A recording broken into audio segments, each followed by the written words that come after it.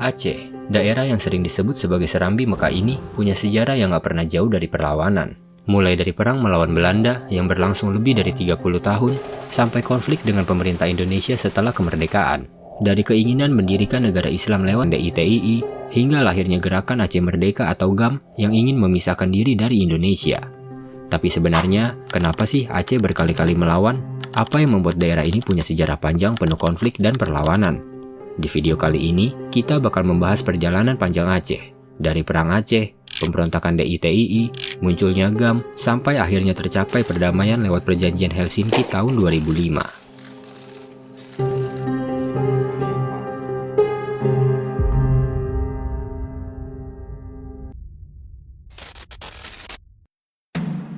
Di ujung barat Nusantara, berdiri sebuah kerajaan yang selama puluhan tahun menjadi mimpi buruk bagi Belanda, Kesultanan Aceh. Letaknya sangat strategis karena berada di dekat Selat Malaka, jalur perdagangan yang saat itu menjadi salah satu yang tersibuk di dunia. Kapal-kapal dari Eropa, Timur Tengah, India, hingga Tiongkok hampir pasti melewati kawasan ini. Karena itulah, Aceh bukan hanya penting secara politik, tetapi juga sangat berharga secara ekonomi. Masalah mulai muncul pada tahun 1871, ketika Belanda dan Inggris menandatangani Traktat Sumatera.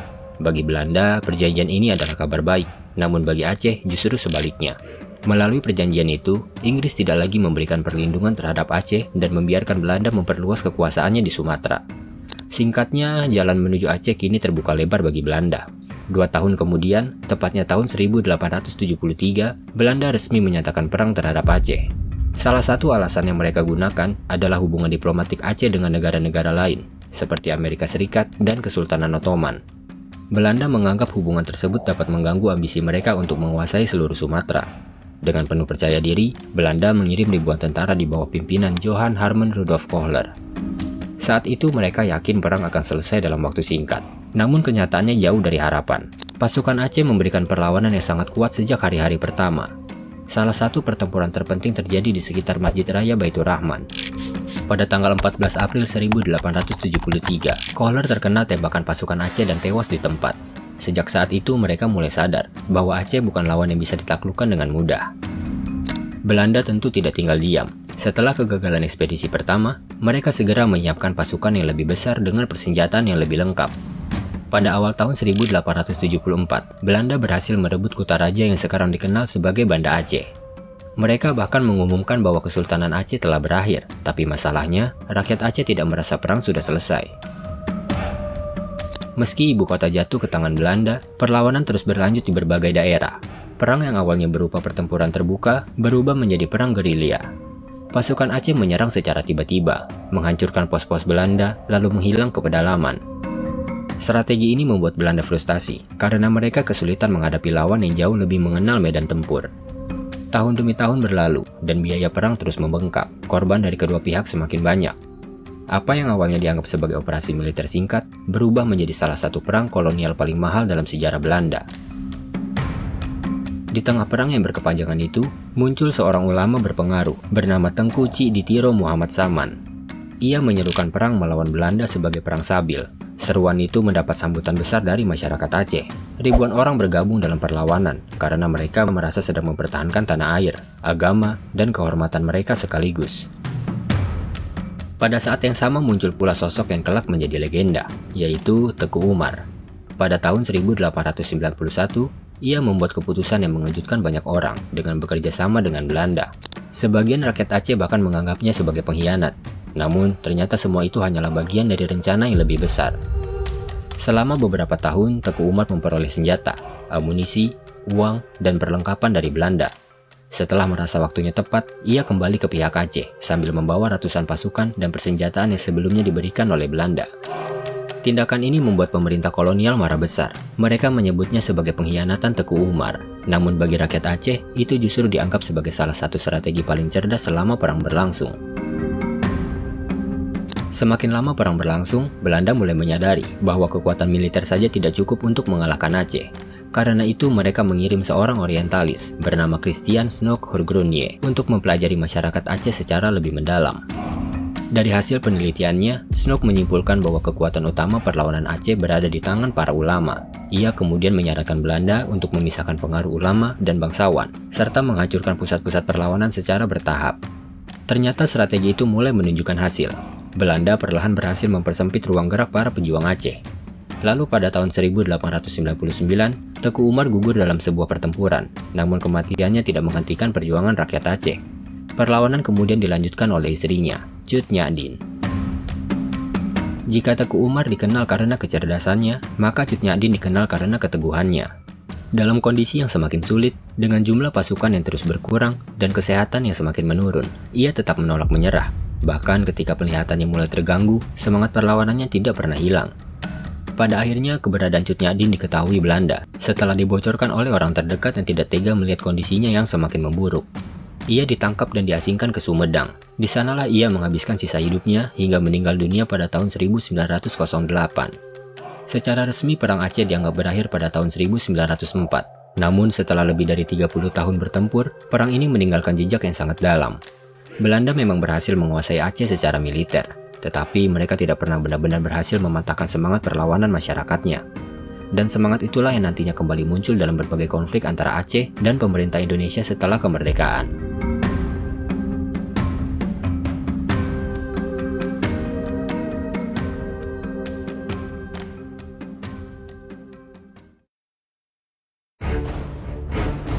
Setelah Indonesia merdeka pada tahun 1945, Aceh sebenarnya termasuk daerah yang paling loyal kepada Republik. Ketika banyak wilayah masih berjuang melawan Belanda, Aceh memberikan dukungan besar kepada pemerintah Indonesia. Para ulama menggerakkan masyarakat untuk membantu perjuangan kemerdekaan, sementara rakyat menyumbangkan harta dan tenaga mereka. Salah satu bukti dukungan itu adalah pesawat Salawah RI-001. Ketika pemerintah Indonesia kesulitan dana, masyarakat Aceh mengumpulkan emas dan berbagai sumbangan yang kemudian digunakan untuk membeli pesawat itu. Karena itulah, banyak orang Aceh merasa bahwa mereka ikut berperan penting dalam lahir dan bertahannya Republik Indonesia. Pada tahun 1948, Soekarno datang ke Aceh untuk meminta dukungan dalam mempertahankan kemerdekaan. Saat itu hubungan Aceh dengan pemerintah pusat sangat baik. Banyak tokoh Aceh percaya bahwa daerah mereka akan mendapatkan perhatian khusus setelah Indonesia benar-benar merdeka. Namun setelah Belanda mengakui kedaulatan Indonesia pada tahun 1949, situasi mulai berubah. Pemerintah pusat melakukan penataan wilayah, dan pada tahun 1950, status Provinsi Aceh dihapus lalu digabungkan ke Sumatera Utara. Bagi Jakarta, ini hanyalah keputusan administratif. Tetapi bagi banyak masyarakat Aceh, keputusan itu dianggap sebagai bentuk pengabaian terhadap jasa-jasa mereka selama revolusi. Kekecewaan mulai muncul di kalangan ulama dan tokoh masyarakat. Mereka merasa suara Aceh tidak lagi didengar oleh pemerintah pusat. Selain itu, muncul pula perbedaan pandangan mengenai peran Islam dalam negara. Sebagian ulama berharap nilai-nilai Islam mendapat ruang yang lebih besar dalam pemerintahan, sementara arah yang diambil pemerintah dianggap tidak sesuai dengan harapan mereka. Di antara tokoh yang paling kecewa adalah Daud Bereh, padahal sebelumnya ia dikenal sebagai salah satu pendukung setia Republik Indonesia. Namun seiring waktu, hubungan antara Daud Bereh dan pemerintah pusat semakin buruk.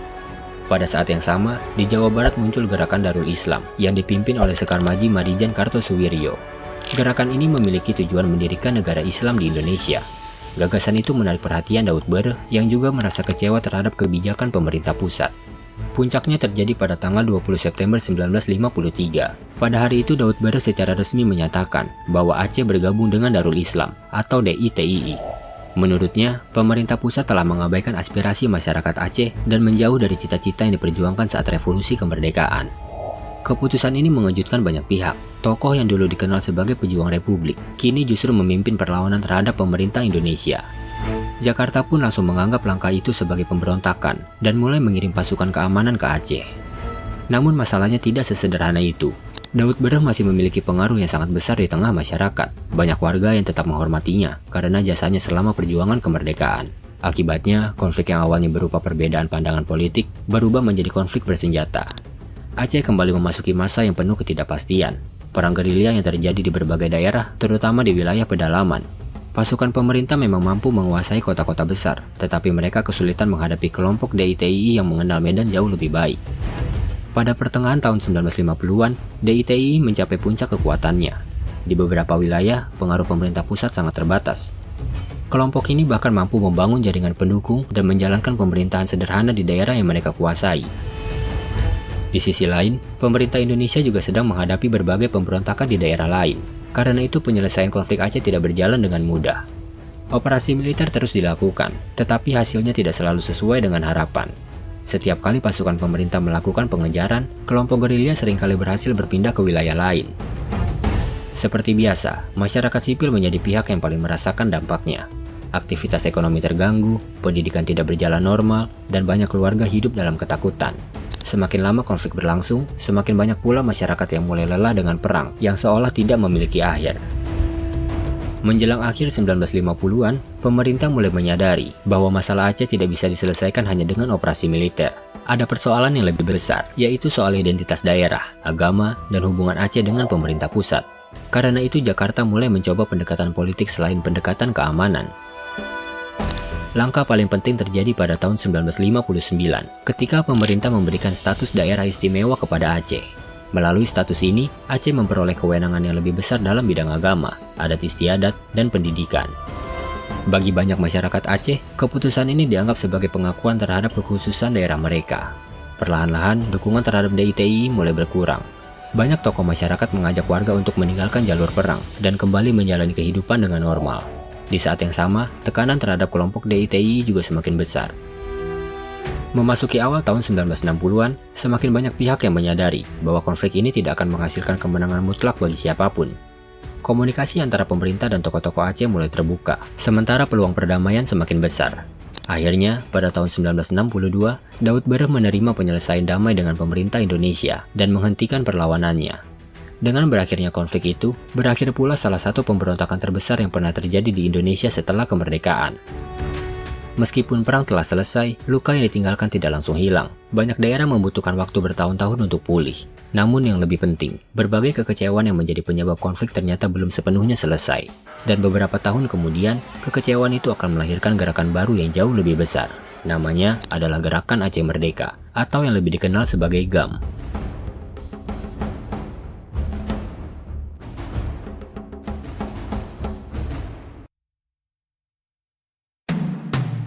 Meskipun pemberontakan DITI berakhir pada tahun 1962, bukan berarti semua masalah di Aceh ikut selesai. Memang Aceh kembali berada di bawah kendali penuh pemerintah Indonesia, tetapi sebagian masyarakat masih merasa ada banyak persoalan yang belum benar-benar diselesaikan. Memasuki tahun 1970-an, kekecewaan itu semakin besar. Salah satu penyebab utamanya adalah ditemukannya cadangan gas alam dan sumber daya alam lainnya dalam jumlah besar di Aceh. Di atas kertas, ini seharusnya menjadi kabar baik bagi masyarakat setempat. Namun banyak orang Aceh merasa kekayaan alam daerah mereka lebih banyak dinikmati pemerintah pusat dibandingkan masyarakat yang tinggal di sana. Dari situlah muncul seorang tokoh bernama Hasan Ditiro. Berbeda dengan Daud Bereh yang memperjuangkan negara Islam, Hasan Ditiro memiliki tujuan yang berbeda. Ia berpendapat bahwa Aceh memiliki sejarah, identitas, dan kedudukan yang berbeda dari daerah lain di Indonesia. Karena itulah, ia mulai menyuarakan gagasan kemerdekaan Aceh. Pada tanggal 4 Desember 1976, Hasan Ditiro secara resmi mendeklarasikan Gerakan Aceh Merdeka atau GAM di daerah Pidi. Dalam deklarasinya, ia menuduh pemerintah Indonesia telah mengeksploitasi kekayaan alam Aceh tanpa memberikan manfaat yang sebanding kepada masyarakat setempat. Sejak saat itu, lahirlah gerakan yang nantinya menjadi konflik terbesar dalam sejarah modern Aceh. Pada awal kemunculannya, GAM sebenarnya masih sangat kecil. Jumlah anggotanya terbatas dan persenjataannya juga sangat minim. Pemerintah Indonesia bergerak cepat melakukan operasi keamanan. Banyak anggota GAM ditangkap atau tewas, sementara Hasan Ditiro akhirnya meninggalkan Indonesia dan menetap di luar negeri. Menjelang akhir 1970-an, pemerintah merasa GAM sudah berhasil dihancurkan, namun kenyataannya tidak sesederhana itu. Meskipun organisasinya melemah, gagasan yang dibawa Hasan Ditiro tetap hidup di kalangan sebagian masyarakat Aceh. Kesempatan untuk bangkit kembali datang pada akhir 1980-an. Pada tahun 1989, GAM muncul lagi dengan kekuatan yang jauh lebih besar. Organisasinya lebih rapi, jaringan pendukungnya lebih luas, dan serangan terhadap aparat keamanan mulai meningkat di berbagai daerah. Pemerintah melihat situasi ini sebagai ancaman serius. Untuk mengatasinya, Aceh ditetapkan sebagai daerah operasi militer atau DOM pada tahun 1989. Ribuan personel militer dan polisi dikirim ke Aceh untuk memberantas GAM. Pemerintah berharap pendekatan militer yang keras dapat mengakhiri konflik dengan cepat. Namun yang terjadi justru sebaliknya. Konflik semakin rumit. Selain bentrokan antara GAM dan aparat keamanan, muncul berbagai tuduhan pelanggaran hak asasi manusia selama masa DOM. Banyak warga sipil ikut menjadi korban. Akibatnya, sebagian masyarakat yang sebelumnya tidak mendukung GAM mulai kehilangan kepercayaan kepada pemerintah. Sepanjang tahun 90-an, Aceh hidup dalam suasana yang penuh ketegangan. Baku tembak, operasi militer, penyergapan, dan berbagai aksi kekerasan menjadi bagian dari kehidupan sehari-hari. Ribuan orang kehilangan nyawa, dan banyak keluarga terpisah akibat konflik yang terus berlangsung. Kemudian datang peristiwa yang mengubah Indonesia secara keseluruhan. Pada tahun 1998, Soeharto mengundurkan diri setelah lebih dari 3 dekade berkuasa. Berakhirnya Orde Baru membuat situasi politik menjadi lebih terbuka, termasuk di Aceh. Tidak lama setelah itu, status GAM dicabut. Banyak orang berharap konflik akan mereda, namun yang terjadi justru sebaliknya. GAM berkembang semakin besar dan memperoleh simpati dari sebagian masyarakat yang kecewa terhadap pengalaman selama masa DOM. Memasuki akhir 1990-an hingga awal 2000-an, konflik Aceh mencapai titik paling panas. Bentrokan antara GAM dan aparat keamanan terjadi hampir setiap hari. Banyak sekolah terganggu, aktivitas ekonomi menurun, dan masyarakat hidup dalam ketakutan. Bagi sebagian generasi muda Aceh saat itu, perang adalah bagian dari kehidupan sehari-hari. Pemerintah sebenarnya beberapa kali mencoba membuka jalur perundingan. Namun masalahnya, posisi kedua pihak masih sangat jauh. GAM tetap menuntut kemerdekaan, sementara pemerintah Indonesia menegaskan bahwa Aceh tetap bagian dari Indonesia. Akibatnya, berbagai upaya perdamaian yang dilakukan belum berhasil mengakhiri konflik. Pada tahun 2003, pemerintah melancarkan operasi militer besar-besaran untuk melemahkan GAM. Saat itu banyak orang mengira konflik akan terus berlangsung selama bertahun-tahun. Tetapi tidak ada yang menyangka bahwa akhir perang justru akan dipercepat oleh sebuah bencana besar.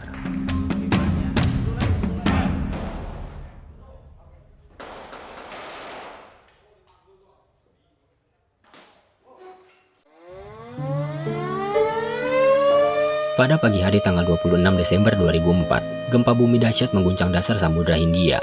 Beberapa menit kemudian, gelombang tsunami raksasa menghantam pesisir Aceh. Dampaknya luar biasa. Kota-kota seperti Banda Aceh dan Melabuh mengalami kerusakan yang sangat parah. Ratusan ribu orang kehilangan rumah, keluarga, dan mata pencaharian mereka. Tsunami ini bukan hanya menjadi bencana terbesar dalam sejarah Aceh, tetapi juga salah satu yang paling mematikan di dunia. Di tengah kehancuran itu, konflik antara GAM dan pemerintah mendadak menjadi urusan nomor 2. Baik anggota GAM maupun aparat keamanan sama-sama kehilangan keluarga dan kerabat akibat tsunami. Untuk pertama kalinya setelah puluhan tahun, kedua pihak menghadapi musuh yang sama. Bencana ini juga membuat dunia internasional datang ke Aceh. Ribuan relawan dan bantuan dari berbagai negara masuk untuk membantu proses pemulihan. Di tengah situasi itu, muncul kesadaran bahwa perang hanya akan memperlambat pembangunan kembali Aceh. Kesempatan itu akhirnya dimanfaatkan untuk membuka kembali jalur perdamaian. Kali ini situasinya berbeda. Pemerintah Indonesia dan GAM sama-sama lebih terbuka untuk berkompromi. Serangkaian perundingan pun dilakukan di Helsinki, Finlandia, dengan bantuan mediator internasional. Hasilnya adalah Perjanjian Helsinki yang ditandatangani pada tanggal 15 Agustus 2005. Dalam perjanjian ini, GAM setuju menghentikan perjuangan bersenjata dan melepaskan tuntutan kemerdekaan. Sebagai gantinya, Aceh memperoleh otonomi yang lebih luas dalam mengatur daerahnya sendiri. Setelah hampir 30 tahun konflik dan puluhan ribu korban jiwa, perang akhirnya berakhir. Senjata mulai diserahkan, pasukan ditarik, dan masyarakat Aceh perlahan kembali menjalani kehidupan yang normal.